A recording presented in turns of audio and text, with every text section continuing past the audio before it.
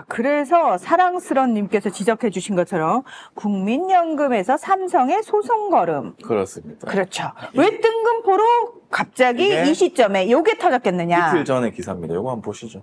이게 박근혜 정부 때에 합병 손실이 있었다라는 우리 알고 있잖아. 저걸 통해 갖고 이재용이 현재 그 호계구도 회장이 되는 데 있어서 당시 부회장이었으니까 역할을 하고 그 지분에 대한 걸 정리하기 위해서 불법으로 국민연금이 동원됐다라고 하는 건 너무 전전 정권 때 일이야. 갑자기 이제 근데 이걸 갖다가 지금 국민연금이 나서가지고 네. 소송을 시작했다는 거에 대하면 안 거지, 성렬이도.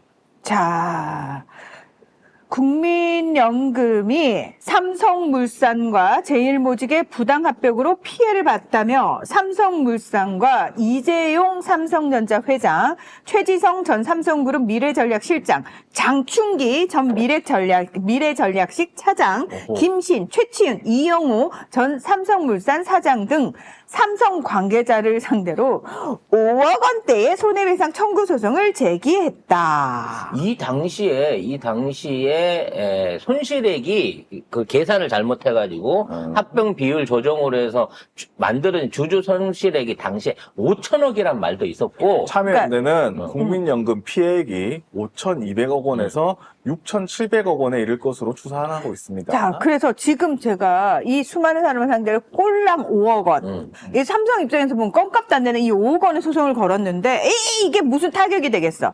소송가액은 향후 전문가 감정 등을 통해 피해 금액이 새로 산정되면 수천억 원대로 커질 수 그렇죠. 있다. 그 당시에 이거 주주로서 참여하셨던 분들이나 손실을 봤다고 생각하시는 분들, 그리고 외국계 투자 기업들도 그때 소송해갖고 이걸로는 졌거든요. 외국계 투자 기업도 못 받아낸 돈을 지금 국민연금이 나서가지고 이제 와서 하고 있는 거야. 이제 와서. 그래서 우리가 만일에 이거 소송해갖고 우리가 이기면 나머지 5천억, 6천억도 삼성이 갚아줘야 돼. 이런 식의 일종의 그 반대 뒤를 치고 있는 느낌이 싹 드는 거야. 저는 6천억만 하겠어요. 이게 이때 물가 대비해가지고 그렇지. 이번에는 뭐 더 이자까지 넣어주면 1조 원대 소송이 되겠죠. 물론 1조 원으로 삼성을 흔들 수는 없을 겁니다만. 어쨌든 네. 이것도 해보고 프로포폴 재소사도 해보고 이러면서 다 하는 거죠. 어떻게든 또 딜을 치려고 할 거라는 거지. 근데 카드가 지금 구려. 그럼 이 상황에서 정말 우리 추측이에요. 그 배후에 지금 있는 이 정권을 흔들고 있는, 좀 있으면 김건희 건도 있습니다만, 지금 사실상 정권의 괴멸 상태를 목표로 이걸 흔들고 있는 삼성은 어떤 태도를 취해야 될까요? 아이고, 무셔워라. 잘못했습니다. 바짝 엎드릴 값쇼? 아니죠. 더 조져, 씨. 속전속결로. 빨리 조져. 속전속결로 얘가 뭔가를 하기 전에 정권을 바꿔. 빨리 끝내버리자. 나는 이렇게 나갈 거라고 생각을 해요. 그게 삼성이 사는 방법이죠. 그러면 앞으로 폭로, 그리고 이에 관련된 뭐 여러 가지 언론의 뒷받침, 그 다음 뭐 JTBC의 막 단독 드리블들이 점점 더 화려해지고 커질 수 있다는 거죠. 그래서 JTBC 단독이 또 기똥차게 나왔습니다, 어쨌든. 이걸 어떻게 알고 JTBC는 이걸 하라는 거지? 문자를 다 가지고 있나 봐.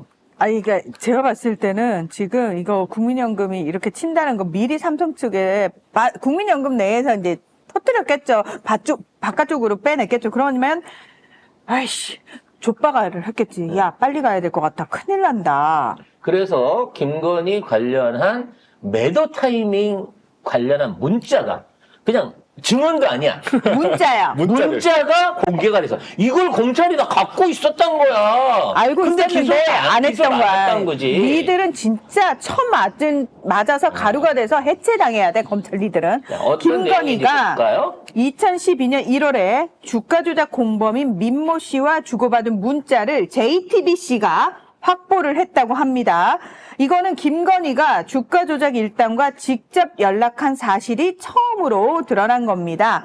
민모 씨는 김건희에게 사장님이라면서 문자를 보냈고 주식 매도 타이밍을 다시 알려주겠다는 내용의 대화를 주고받았다고 합니다. 그러면서 계좌번호를 요청을 했고 김건희가 계좌번호를 전달했다고 합니다.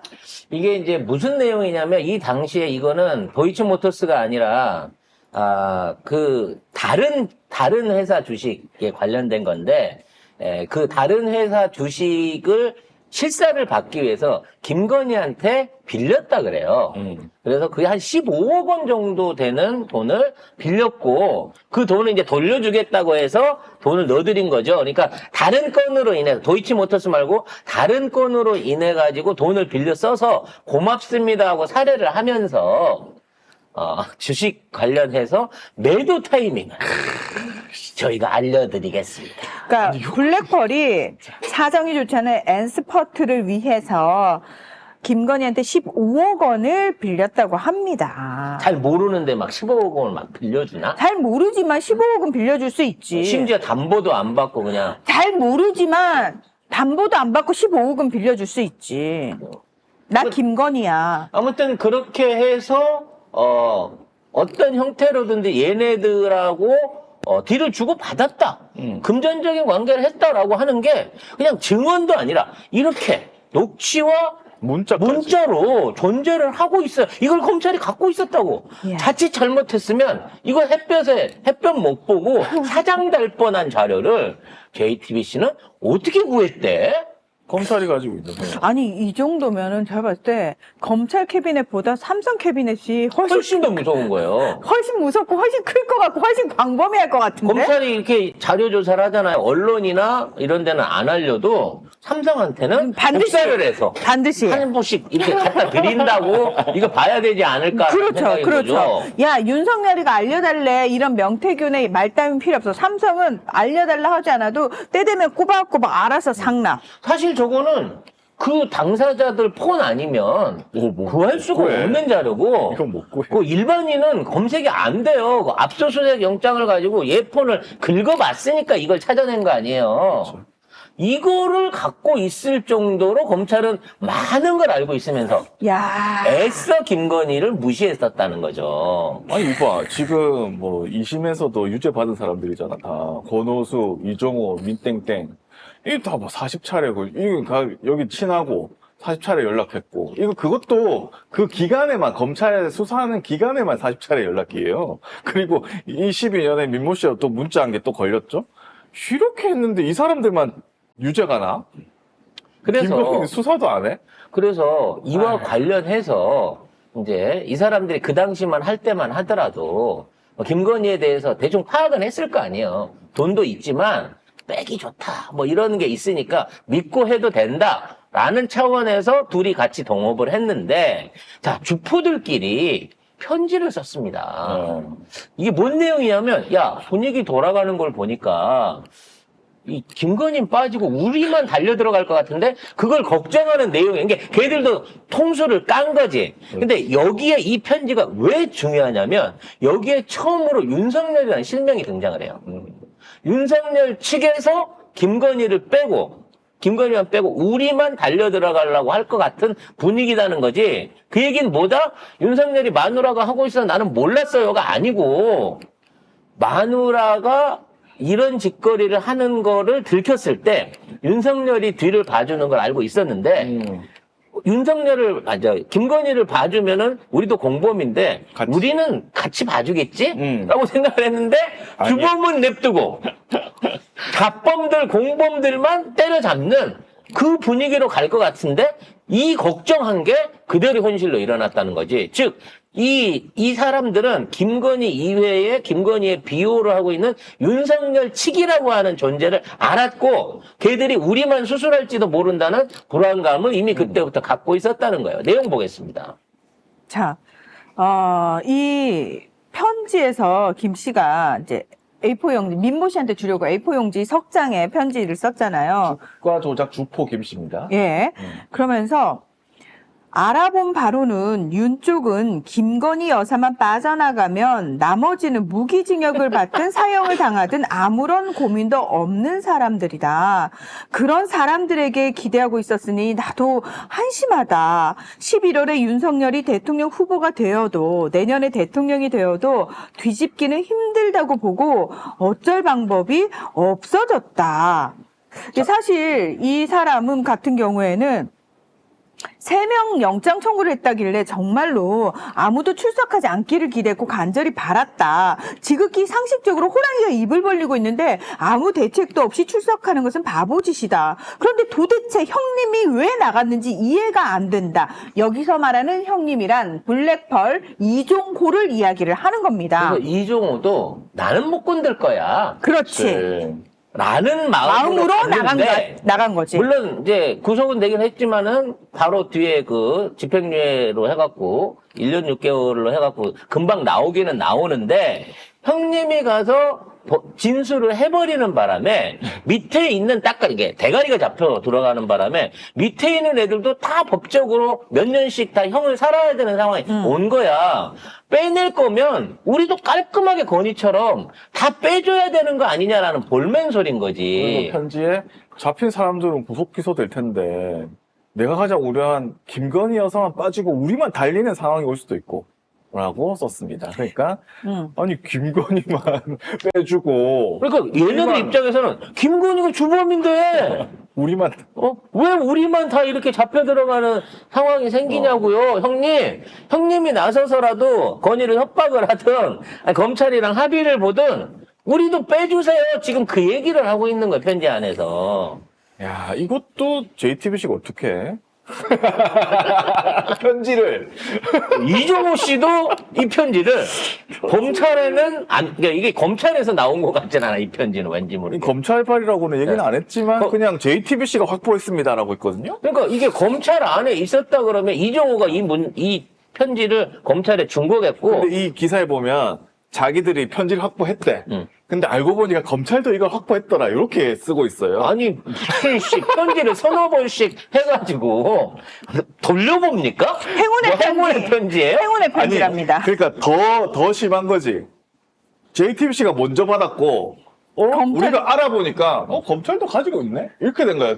JTBC가 더 정보력이 높은 거예요. 그래서 사실 이 편지는 법적 구속력이나 범죄 여건에 대한 증거가 될 건 없어요. 자기네들끼리 주고받은 거니까. 근데 이게 이 시점에 터졌을 때 강력한 건 뭐냐면, 윤석열 측, 윤석열이 김건희만 구하고 우리는 안 구하려고 한다라고 하는. 나머지는 뭐 무기징역이 되든 사형이 되든 신경 안 쓰고. 제가 아무리 남편이지만 뭐 결혼 전일을 어떻게 합니까? 뭐 집사람 주식하고 장모님 주식하는 것까지 알아야 됩니까? 이걸로 나가려고 했던 윤석열이 사실은 비호 세력인 거를 공범들도 알고 있었다는 거가 처음으로 드러난 거예요. 그럼 지금 명태균이나 지금 이런 그 도이치 관련된 그 새로운 증거들이 이렇게 속속 드러나는 거는 김건희하고 윤석열한테 죽어라고 하는 직접적인 메시지를 전달하는 그렇죠. 이런 것들이 나오고 있고 이거는